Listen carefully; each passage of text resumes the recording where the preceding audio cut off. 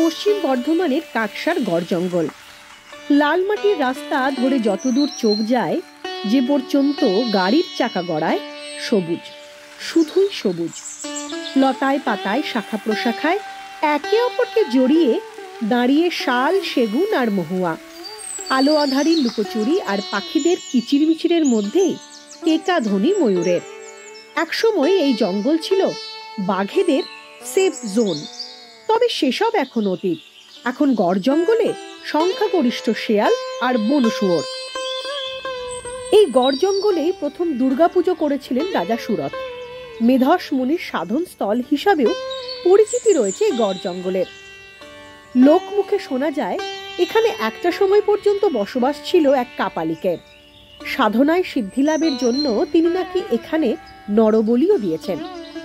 পরে অবশ্য কবি জয়দেবের কৃষ্ণ ভক্তির কাছে নিজেকে সমর্পণ করেন সেই কাপালিক। তারপর থেকেই বন্ধ হয়ে যায় নরবলি। রাজা লক্ষণ সেন গৌড়ের রাজা ছিলেন।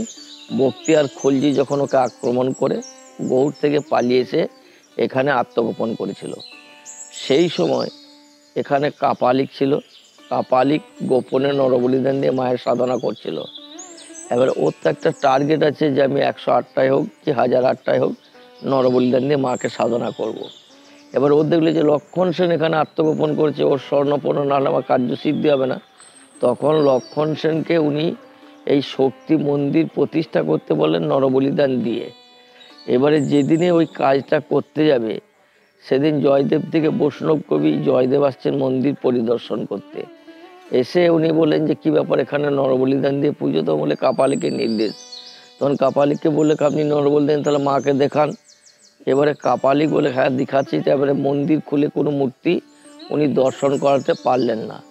তখন জয়দেব বললেন যে আপনি পারলেন না, কিন্তু আমি দর্শন করাবো, এক শর্তে আপনাকে নরবলিদান বন্ধ করতে হবে। বলে ঠিক আছে আপনি দেখান। তখন যেহেতু বৈষ্ণব কবি কৃষ্ণ ভক্ত, মায়ের মুখ ক্ষণেকের জন্য অলৌকিক শক্তি প্রয়োগ করে কৃষ্ণ করে, এবং সেই দিন থেকে নাম করা হয় শ্যামরূপা। এবং তোমার সেই দিন থেকে লক্ষণ সেনের সভাকবি হয়ে গেলেন কবি জয়দেব, এবং নরবলিদান বন্ধ হল।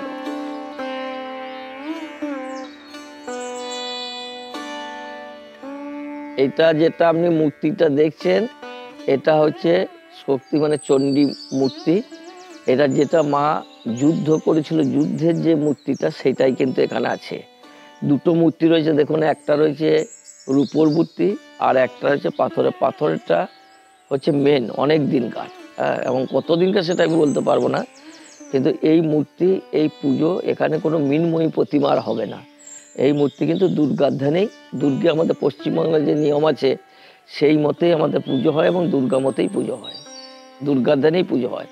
কিন্তু যেহেতু শ্যামরূপা, আপনারা বলছেন যে শ্যামরূপার নামকরণ, কারণ শ্যামরূপা, রূপা শব্দের দুর্গা।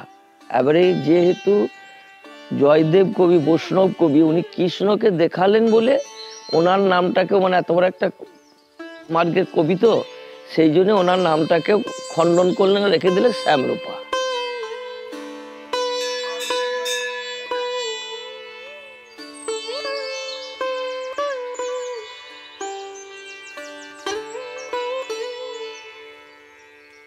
মায়ের একটা মাহাত্ম্য আছে। তাছাড়া এই জঙ্গলের মাঝে ধরুন কোনো মাহাত্ম্য না থাকলে এত কষ্ট করে নিজস্ব গাড়ি ছাড়া এখানে আসা যাবে না।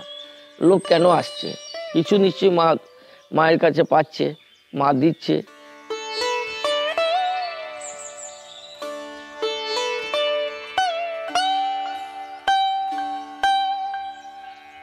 এই যে দেখছেন গাছে ওই যে ঢিল রয়েছে, এখানে ঢিল বেঁধে মায়ের কাছে মানত করে যায়। এবারে অনেকেরই ধরুন পূরণ হচ্ছে এবং আসছে, এসে আবার মায়ের পুজো দিচ্ছে। আবার অনেকে হচ্ছে কি ধরুন এসেছে বারবার, তাতে ভালো লাগছে এই জায়গাটাকে, যারা মানে আধ্যাত্মিক লাইনে ভালো, মানে ভক্তি মার্গের লোক, তারা প্রায়ই আসে। গড় জঙ্গলের ছড়িয়ে ছিটিয়ে থাকা একাধিক নিদর্শনের মধ্যে রয়েছে মহাকালী, মহাসরস্বতী এবং মহালক্ষ্মীর মন্দির, যা এখনো প্রাচীনত্বের প্রমাণ বহন করছে।